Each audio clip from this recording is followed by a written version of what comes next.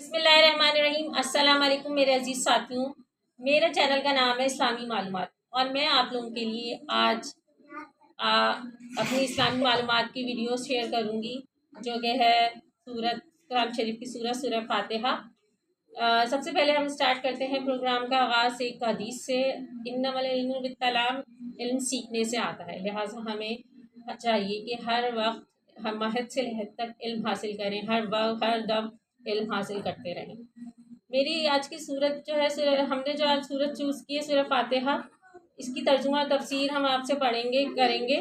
سورہ فاتحہ کل 7 آیات ہیں اس کی، اور آج ہم اس کی 7 آیات کی تفسیر کریں گے اور اس کے ترجموں کو پڑھیں گے۔ چلیں سب سے پہلے ہم اس کا آغاز تلاوت قرآن سے پڑھتے، سورہ فاتحہ کی تلاوت سے کرتے ہیں۔ بسم اللہ الرحمن الرحیم، الحمدللہ رب العالمین، الرحمن الرحیم۔ کل شکر کل ثنا اللہ کے لیے ہے جو تمام جہانوں کا پروردگار اور مالک ہے، بہت رحم فرمانے والا اور نہایت مہربان۔ مالک یوم الدین، روز جزا کا مالک و مختار ہے۔ ایاک نعبد و ایاک نستعین، تو ہم صرف اللہ ہی صرف تیری ہی عبادت کرتے ہیں اور کرتے رہیں گے، اور ہم صرف تجھی سے مدد چاہتے اور چاہتے رہیں گے۔ اہدنا الصراط المستقیم، اے رب ہمیں ہدایت بخش سیدھی راہ کی۔ صراط الذین انعمت علیہم، راہ ان لوگوں کی جن پر تو نے انعام ہوا، اور نہ تو مغضوب ہوئے علیہم ولا الضالین، اور نہ ہی گمراہ ہوئے۔ سورہ فاتحہ اگرچہ قرآن کریم کی مختصر صورتوں میں سے ہیں، اس کی کل 7 آیات ہیں، لیکن یہ قرآن کریم کی عظیم صورت ہے۔ اس سورہ مبارکہ میں کو ام القرآن بھی کہا گیا ہے اور اساس القرآن بھی ہے، یعنی یہ پورے قرآن کی جڑ، بنیاد اور اساس کی حیثیت رکھتی ہے۔ اس کا نام الکافیہ یعنی کفایت کرنے والی ہے، جبکہ ایک نام اشافی یعنی شفا دینے والی ہے۔ دوسری بات یہ نوٹ کیجیے کہ سورہ مبارکہ کی مکمل صورت جو رسول اکرم صلی اللہ علیہ وسلم پر نازل سورہ ہجر میں ایک آیت بائے الفاظ آئی ہے، وَلَقَدْ آتَيْنَاكَ سَبْعًا مِّنَ الْمَثَانِي وَالْقُرْآنِ الْعَظِيمِ، ہم نے اے نبی آپ کو 7 ایسی آیت عطا کی ہیں جو بار بار پڑھی جاتی ہیں، اور عظمت والا قرآن سورہ فاتحہ کی 7 آیت کو وہ دہرا کر پڑھی جاتی ہیں، نماز کی رکعات میں پڑھی جاتی ہے، اور اس سورہ مبارک کا خود اپنی جگہ پر قرآن عظیم ہے۔ صحیح بخاری کی روایت ہے کہ رسول اکرم صلی اللہ علیہ وسلم نے ارشاد فرمایا، الحمدللہ رب العالمین، یہ 7 مثانی والقرآن العظیم الذی اوتیتہ، سورہ الحمدللہ رب العالمین 7 مثانی اور قرآن عظیم ہے جو مجھے عطا ہوئی۔ سورہ فاتحہ کے 3 حصے ہیں۔ اس سورہ مبارک کے اسلوب کے حوالے سے اب میں اس کے مضامین کا تجزیہ آپ کے سامنے رکھتی ہوں۔ اس سورہ مبارکہ کو 3 حصوں میں تقسیم کر سکتے ہیں۔ پہلی 3 آیت میں اللہ کی حمد و ثنا ہے، آخری 3 آیت میں اللہ سے دعا ہے، جبکہ درمیان کی 4تھی آیت میں بندے کا اپنے رب سے ایک عہد و پیمان ہے۔ یہ گویا اللہ اور آئے بندے کا ایک ہینڈ شیک ہے۔ جزء اول پہلی 3 آیت میں انسان کی طرف سے ان حقائق کا اظہار ہے جہاں تک وہ خود پہنچ گیا ہے۔ یہ 3 آیت مل کر ایک جملہ بناتی ہیں۔ گرامر کے اعتبار سے بھی یہ بڑی خوبصورت تقسیم ہے۔ پہلی 3 آیتوں میں جو مل کر ایک جملہ بنتے ہیں اللہ کی حمد و ثنا ہے، جیسے الحمدللہ معتبر للہ خبر، کل تعریف، کل حمد و ثنا اور کل شکر کے اللہ کے لیے ہے۔ اب وہ اللہ کون ہے؟ رب العالمین، جو تمام جہانوں کا مالک ہے، پروردگار ہے، پرورش کنندہ ہے، الرحمن الرحیم، جو رحمان ہے اور رحیم ہے۔ الحمدللہ میں لام حرف جڑ ہے، لہٰذا اللہ مجرور ہے۔ اس کے بعد آنے والے کلمات رب العالمین اور رحمان الرحیم اور مالک یوم الدین اللہ کا بدل ہونے کے باعث مجرور ہے۔ یہ گویا اللہ ایک جملہ چلا رہا ہے، کل حمد، کل ثنا، کل شکر اللہ کے لیے ہے جو تمام جہانوں کا مالک و مختار ہے، آقا ہے، پروردگار ہے، رحمان ہے اور رحیم ہے۔ نوٹ کر لیجئے کہ آیت بسم اللہ میں بھی اللہ تعالیٰ کے نام کے ساتھ یہ دونوں صفاتی نام الرحمن الرحیم ہیں آئے ہیں، بلکہ دونوں جگہ اللہ کے لیے 3 نام ہیں۔ سب سے پہلے اللہ ہے، اسے کہا جاتا ہے کہ یہ اللہ تعالیٰ کا اسم ذات ہے، اگرچہ میں اس کی قائل نہیں ہوں، یہ بھی ایک صفاتی نام ہے۔ اللہ الف لام ہا پر آل پر داخل ہو کر اللہ بن گیا، لیکن بہرحال اللہ کا نام بڑی اہمیت کا حامل ہے، اور عرب میں سب سے زیادہ معروف یہی نام تھا۔ جب قرآن نے رحمان کا تذکرہ کرنا شروع کیا تو وہ حیران ہونے اور کہنے لگے کہ یہ رحمان کیا ہوتا ہے۔ مر رحمان تب یہ کہا گیا قُلُ ادعوا اللہ وادعوا الرحمن ایام تدعوہ فلہ الاسماء الحسنی۔ اے نبی ان سے کہہ دو کہ اسے اللہ کہہ کر پکار لو یا رحمان کہہ کر پکار لو، جو کہہ کر بھی پکارو گے تو تم اچھے نام سے اسی کے لیے ہے، یہ تمام صفاتی کمال اسی کی ذات میں موجود ہے۔ Call the rose by name, by any name it will seem small as sweet۔ اس میں اللہ کے 3 نام ہیں، تفصیل اس سے صرف نظر کرتے ہوئے عرض کر رہی ہوں کہ عوام کے نزدیک اللہ سے مراد حاجت روا بنے، جس کی طرف اس انسان تکلیف اور مصیبت میں مشکلات میں رزق کے لیے اور اپنی دیگر حاجات کے لیے رجوع کرتا ہے۔ اللہ کا ایک اور مفہوم یہ ہے کہ وہ ہستی جو انسان کو سب سے زیادہ محبوب ہو۔ والذین آمنوا اشد حبا للہ،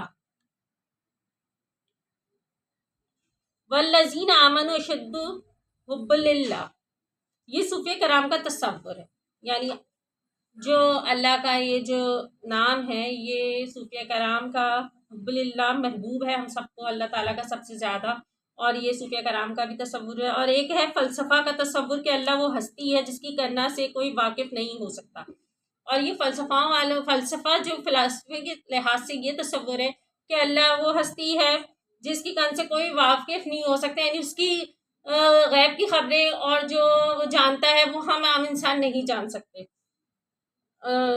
اس کے بارے میں غور و فکر سے سوائے تحیر کے اور کچھ حاصل نہیں ہو سکتا۔ تحیر یہ حاصل ہو سکتا ہے، یعنی اس کا مطلب ہے کہ ہمیں غور و فکر پہ بھی کچھ حاصل نہیں ہو سکتا۔ تو اس مادے الف لام ہا یا واو لام ہا کے اندر 3 معنی ہیں۔ وہ نمبر 1 وہ ہستی کہ جس کی طرف اپنی تکلیف و مصیبت رفع کرنے کے لیے اور اپنی ضروریات پوری کرانے کے لیے رجوع کیا جائے، یعنی اللہ تعالیٰ وہ ہستی ہے جس کے قریب ہم اس لیے چاہتے ہیں کہ اپنی تکلیفیں مشکلات دفع کرائیں اور اپنی ضروریات پوری کروائیں۔ اور دوسری وہ ہستی جس سے انتہائی محبت ہو، اور اس لیے بھی کہ ہمیں اللہ تعالیٰ سے بے پناہ محبت ہے۔ اور تیسری اس کی جو بات ہے وہ ہے جس کی ہستی کا ادراک ممکن ہی نہیں، یعنی اللہ جیسی ہستی کا ادراک کوئی سوچ ہی نہیں سکتا کہ اس کے علاوہ کوئی ہو سکتا ہے، جس کو نہ ہمارے فہم اور ہمارے تصور سے ماروا اور بارہ اور مارورا اور نازم ساموورا الورا ہے۔ الرحمن الرحیم رحمت کے مادے یہ کہ الفاظ کے 2 اسم ہیں، ان دونوں میں فرق ہے۔ الرحمن کالان کے وزن پر مبالغہ کا صیغہ ہے، چنانچہ اس کے اندر مبالغہ کی کیفیت ہے۔ مبالغہ کی کیفیت یعنی انتہائی رحم کرنے والا۔ الرحمن کے معنی ہے انتہائی رحم کرنے والا، اس لیے کہ اب جو اس وزن پر کوئی لفظ لاتے ہیں تو معلوم ہوتا ہے کہ اس میں نہایت شدت ہے، یعنی اللہ تعالیٰ جب ہم اس کے اوپر کوئی عرب والے جو اس پر وزن لگاتے ہیں کوئی لفظ لاتے ہیں تو معلوم ہوتا ہے کہ اس میں نہایت شدت ہے۔ مثلا غضبان، غصے میں لال، بھپکا شخص، یہ سورہ اعراف میں موسیٰ علیہ السلام کے لیے الفاظ آئے ہیں۔ غضبان آصفہ غصہ اور رنج میں بھرا ہوا، غضبان اور آصفہ کا مطلب ہے غصہ اور رنج میں بھرا ہوا۔ عرب کہے گا انا اشان، میں پیاس سے مرا جا رہا ہوں۔ عرب کہے گا انا اچھان، میں پیاس سے مرا جا رہا ہوں۔ عرب کہے گا انا، یعنی عرب جو ہے وہ کہے گا انا اچھان، میں پیاس سے مرا جا رہا ہوں۔ انا جوان، میں بھوکا سے مرا جا رہا ہوں، اور کہے گا انا جوان، میں بھوکا مرا جا رہا ہوں۔ تو رحمان وہ ہستی ہے جس کی رحمت ٹھاٹھائی مارتے ہوئے سمندر کی مانند ہے۔ تو رحمان وہ ہستی ہے جس کی رحمت تمام رنج و غم میں ٹھائی ٹھائی مارتی ہوئی مانند ہے، اور رحیم فعل کے وزن پر صفت مشبہ ہے. رحیم فعل کے وزن پر مشبہ ہے، یعنی رحیم اس کے فعل کے وزن پر صفت مشبہ ہے. جو کوئی صرف کسی ذات پہ مستقل اور دائم ہو جائے، جو کوئی صرف اس کی ذات پہ مستقل اور دائم ہے تو فعل کے وزن پر آتی ہے. الرحمن ان دونوں صفات اکٹھی ہونے کا یہ معنی ہے کہ اس کی رحمت میں ٹھائیں ٹھائیں مارتے ہوئے سمندر کے معنی ہے. الرحمن الرحیم اللہ تعالیٰ کی وہ نام ہے، صفات ہیں جو کہ جب کسی پر اس کی رحمت ٹھائیں ٹھائیں مارتے ہوئے سمندر کے مانند ہے، اور یعنی جس کا کوئی کنارہ نہیں، اور اس کی رحمت میں دوام بھی ہے، اور وہ ایک دریا کی طرح مستقل رواں دواں ہے. یعنی وہ ایک بہت بڑا دریا ہے جو مستقل رواں دواں رہے گا اور کبھی ختم نہیں ہونے والا. اللہ تعالیٰ کی رحمت کے یہ دو شانے بیک وقت موجود ہیں. ہمارے اندر رحم کا وہ جذبہ ابھارتا ہے، وہ جلدی ہی ختم ہو جاتا ہے. ہمارے اندر جو جذبہ ہوتا ہے وہ جلدی ختم ہو جاتا ہے رحم کا، وہ مستقل اور دائم نہیں ہے. وہ مستقل دائم ہمارا جذبہ نہیں ہے، جبکہ اللہ کی رحمت جوش بھی ہے اور دوام بھی ہے. اللہ تعالیٰ کی رحمت میں جوش بھی ہے اور دوام بھی ہے، دونوں چیزیں بیک وقت موجود ہیں اللہ تعالیٰ کی رحمت میں. مالک یوم الدین وہ جزا و سزا کے دن کا مالک ہے. اب اس کی تیسری آیت جو ہے وہ ہے مالک یوم الدین، وہ دوزخ جزا کا مالک ہے، وہ مختار مطلق ہے. قیامت کے دن انسانوں کے اعمال کے مطابق جزا اور جزا کے فیصلے ہوں گے. کسی کی ماں سفارش نہیں چلے گی، کسی کا وہاں زور نہیں چلے گا، کوئی دے کر چھوٹ نہیں سکے گا، کسی کو کہیں سے متعلقہ کی مدد نہیں ملے گی. اسی روز کہا جائے گا لمن الملک اليوم، آج کسی کے ہاتھ میں اختیار و بادشاہی ہے. للہ الواحد القہار، اس اللہ کے ہاتھ میں ہے جو اکیلا اور پوری کائنات پر چھایا ہوا ہے. اب دیکھیے گرامر کی روح سے ایک جملہ مکمل ہو. الحمدللہ رب العالمین الرحمن الرحیم مالک یوم الدین. کل حمد و ثنا اور شکر اللہ کے لیے جو تمام جہانوں کا پروردگار اور مالک ہے، جو رحمان ہے، رحیم ہے، جزا و سزا کے دن کا مالک ہے اور مختار مطلق ہے. جو سورہ فاتحہ کا دوسرا حصہ صرف ایک آیت پر مشتمل ہے، جو ہر اعتبار سے سورہ کی مرکزی آیت ہے. ایاک نعبد و ایاک نستعین. اب جو چوتھی آیت ہے وہ ہے مرکزی آیت، جو کہ ایاک نعبد و ایاک نستعین ہے. ہم صرف تیری ہی بندگی کرتے ہیں، کرتے رہیں گے، اور صرف تجھی سے مدد چاہتے ہیں اور چاہتے رہیں گے. جس کا ترجمہ یہ ہے، ہم تیری ہی بندگی کرتے ہیں، کرتے رہیں گے، اور صرف تجھی سے مدد چاہتے ہیں اور چاہتے رہیں گے. ضمیر مخاطب کو مقدم، کاف کو مقدم کرنے سے حصر کا مفہوم پیدا ہوتا ہے. پھر عربی میں فعلی مضارع زمانہ حال مستقبل دونوں کے لیے آتا ہے. لہٰذا میں نے ترجمے میں ان باتوں کا لحاظ رکھا ہے. یہ بندے کا اپنے پروردگار سے عہد و پیمانہ ہے. یعنی اللہ تعالیٰ کی بندے سے جو کمٹمنٹ ہوتی ہے، اس کو یہ کہا جاتا ہے ایاک نعبد و ایاک، جسے میں نے ہینڈ شیک سے تعبیر کیا ہے. اس کا صحیح تصور ایک حدیث قدسی کی روشنی میں سامنے آتا ہے، جسے میں بعد میں پیش کروں گی. یعنی سمجھنے کا اصل نقطہ یہ ہے کہ یہ فیصلہ کر لینا تو آسان ہے کہ اللہ میں تیری ہی بندگی کروں گا یا کروں گی، لیکن اس فیصلے کو نبھانا بہت مشکل ہے. اللہ کی بندگی کے جو تقاضے ہیں ان کو پورا کرنا آسان نہیں ہے. لہٰذا ہمیں بندگی کا عہد کرنے کے فوراً بعد اللہ کی پناہ میں آنا ہے.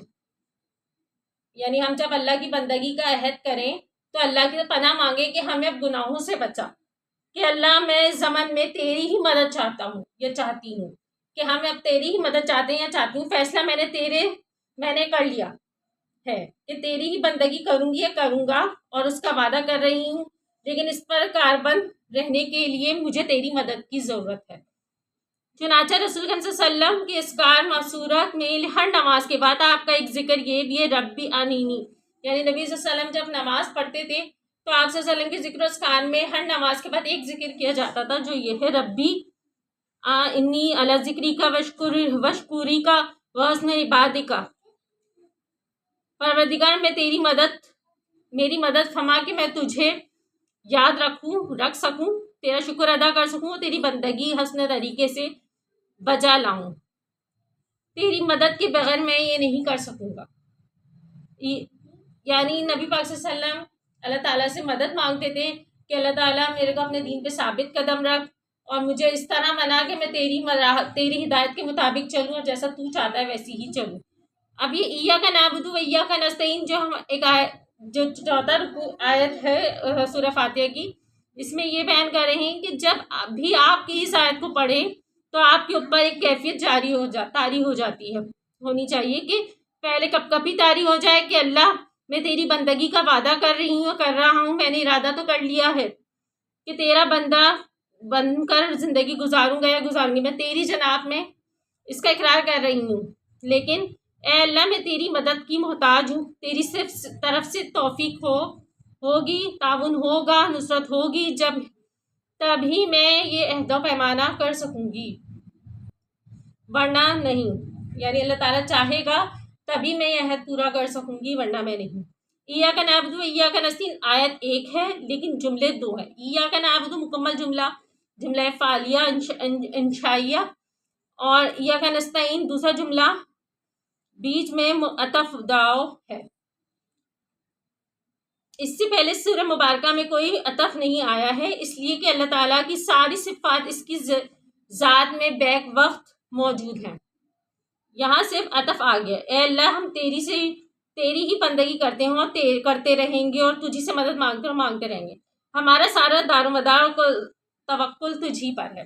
یعنی عطف ایسا آیا ہے جس میں یہ بیان ہو رہا ہے کہ سارا دار و مدار اور توکل اللہ تعالیٰ پر ہی ہے ہمارا. ہم تیری مدد کے سہارے پر اتنی بڑی بات کہہ رہے ہیں کہ اللہ ہم تیری ہی بندگی کرتے رہیں گے. سورہ فاتحہ کا تیسرا حصہ آیت پر مشتمل ہے تاہم یہ ایک جملہ بنتا ہے. جو آیت ہے اہدنا الصراط المستقیم صراط الذین انعمت علیہم غیر المغضوب علیہم ولا الضالین، یہ اس کی مکمل ہو رہی ہے آیت یہاں پر. اے رب، ہمارے رب ہمیں ہدایت بخش، سیدھی راہ ان لوگوں کی جن پر تو نے انعام کیا، جو نہ مغضوب ہوئے اور نہ گمراہ ہوئے. اب ہم دیکھیے یہ ایاک نعبد کی ایاک نستعین کی تشریح ہے جو آخری 3 آیتوں میں ہے. ہمیں اللہ سے کیا مدد چاہیے؟ پیسہ چاہیے، دولت چاہیے؟ نہیں اے اللہ ہمیں یہ نہیں چاہیے. پھر کیا چاہیے؟ اہدنا الصراط المستقیم، ہمیں سیدھے راستے کی ہدایت عطا فرما. یہ جو زندگی کے مختلف معاملات میں دو راہ ہیں، یہ راہ چوراہے آ جاتے ہیں، وہاں ہم فیصلہ نہیں کر سکتے کہ صحیح کیا ہے اور غلط کیا ہے. لہٰذا اللہ ہمیں سیدھے راستے کی طرف بخشتے. یعنی ہم اپنی زندگی کے کچھ پہلو سمجھ نہیں پاتے، نہ ہمیں سمجھ میں آتے ہیں، تو ہمیں اس میں ہدایت چاہیے ہوتی ہے کہ ہم برائیوں سے بچیں نہ اچھائی کی طرف جائیں. ہدایت کا دوسرا سیدھے راستے کی طرف بخش دیں. عہد یعنی ہدایت سے فعل امر ہے کہ ہدایت دے. عہد کا مطلب ہے ہدایت دے. ہدایت کا ایک درجہ یہ بھی ہے کہ سیدھا راستہ بتا دیا جائے. ہدایت کا دوسرا درجہ یہ ہے کہ سیدھا راستہ دکھا دیا جائے. اور ہدایت کا آخری مرتبہ یہ ہے کہ انگلی پکڑ کر سیدھا راستے پر چلایا جائے، جیسے بچوں کو لے کر آتے ہیں. تو لہٰذا سیدھے راستے کی ہدایت کی دعا میں یہ سارے مفہوم شامل ہوں گے. اے اللہ میں سیدھا راستہ دکھا دے، اے اللہ میں اس سیدھے راستے کے لیے ہمیں سینے کو کھول دے. اللہم نوری قلوبنا بالایمان واشرح لی صدورنا للاسلام، یعنی ہمارے سینے کو، اے اللہ ہمارے دلوں کو ایمان کی روشنی سے منور کر دے اور ہمارے سینوں کو اسلام کے لیے کھول دے. ہمیں اس پر انشراح صدر ہو جائے اور پھر یہ کہ ہمیں اس سیدھے راستے کے اوپر چلا.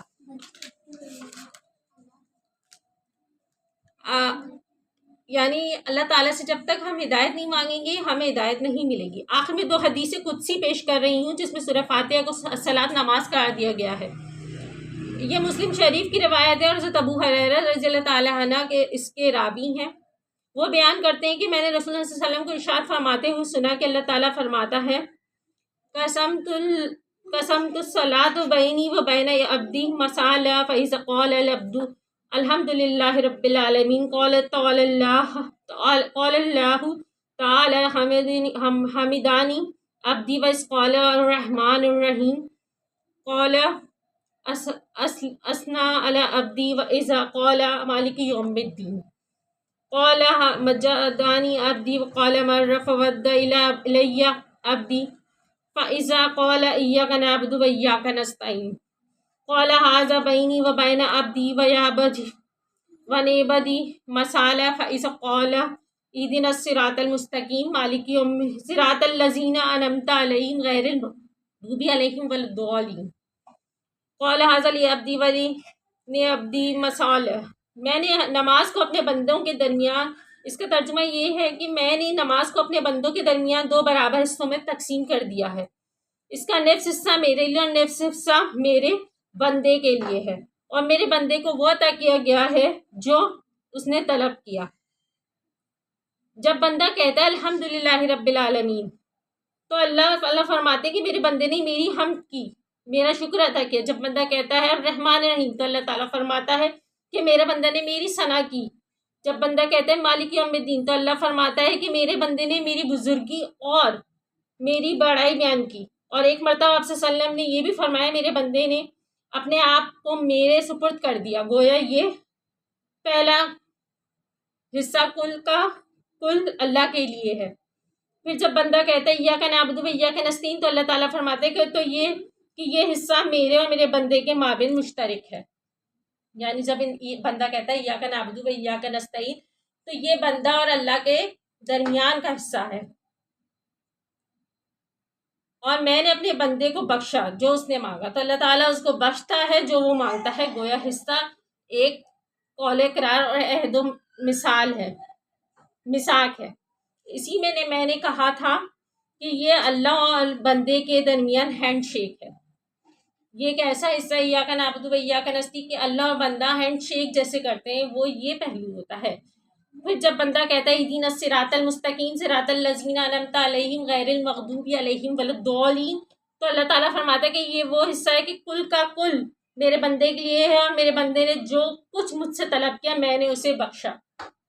یعنی بندے نے اللہ تعالیٰ سے ہدایت مانگی، اللہ تعالیٰ نے اسے بخشا بھی اور ہدایت دی. اس حدیث کی روح سے سورہ فاتحہ کے 3 حصے بن جائیں گے. پہلا حصہ کلینہ اللہ کے لیے ہے، اور آخری حصہ کلینن بندے کے لیے ہے. یعنی پہلا حصہ جو کلینہ ہے وہ اللہ کے لیے ہے، جو کلینن ہے وہ بندے کے لیے. جبکہ درمیانی مرکزی آیت جو ایاک نعبد و ایاک نستعین، جو ہینڈ شیک اللہ تعالیٰ کرتے بندے اور اللہ کے مابین قول قرار ہے. یعنی وہ قول قرار کیا ہے کہ اللہ تعالیٰ سے ہاتھ ملا لیتا ہے بندہ، ہینڈ شیک کرتا ہے، اور یعنی اللہ بندے سے راضی ہو جاتا ہے. گویا اس کا بھی نصف اول اللہ کے لیے اور نصف ثانی بندے کے لیے. تو اس کا آدھا حصہ اللہ کے لیے، آدھا حصہ بندے کے لیے. اسی طرح نفس کی تقسیم تام کمال پوری ہو گئی. اس سورہ مبارک کے اختتام پر آمین کہنا مسنون ہے. آمین کے معنی ہیں اے اللہ ایسا ہی ہوا. اس سورہ مبارک کا اسلوب چونکہ آیا ہے، لہٰذا دعا کے اختتام پر آمین کہہ کر بندہ گویا پھر بارگاہ الہی میں عرض کرتا ہے. آمین کہیں اور اللہ سے بارگاہ الہی میں عرض کریں کہ اے پروردگار، میں نے ارزشات تیرے حضور پیش کی ہے، ارزشات جو تیرے حضور پیش کی ہے تو اسے شرف قبول عطا فرما. آپ لوگ بھی آمین ثم آمین. اللہ تعالیٰ ہم سب کی جو بھی مقاصد ہیں ان کو پورا کرے. اللہ تعالیٰ سے دعا کریں کہ اللہ تعالیٰ ہمارے تمام دل کے حال جانتا ہے، ہمارے تمام خواہشات کو پور کرے، تمام مشکلات کو دور کرے، اور ہمیں اپنے دین پر ثابت قدم رہنے کی توفیق عطا فرمائے. آمین ثم آمین. آخر میں آپ سے یہ کہنا چاہوں گی کہ میرے چینل کو لائک اور سبسکرائب کیجیے، اور اپنی دعاؤں میں ہمیں یاد رکھیے، اور آپ اس چینل کو اس دوسرا فاتحہ کی تفسیر کو آگے لوگوں کے ساتھ شیئر کریں. اور میں اگلی ویڈیو میں پھر آؤں گی نئی صورت کے ساتھ، اور اس کو میرے چینل کو سبسکرائب کیجیے اور اپنی دعاؤں میں مجھے یاد رکھیے گا. ہم سب کو یاد رکھیے.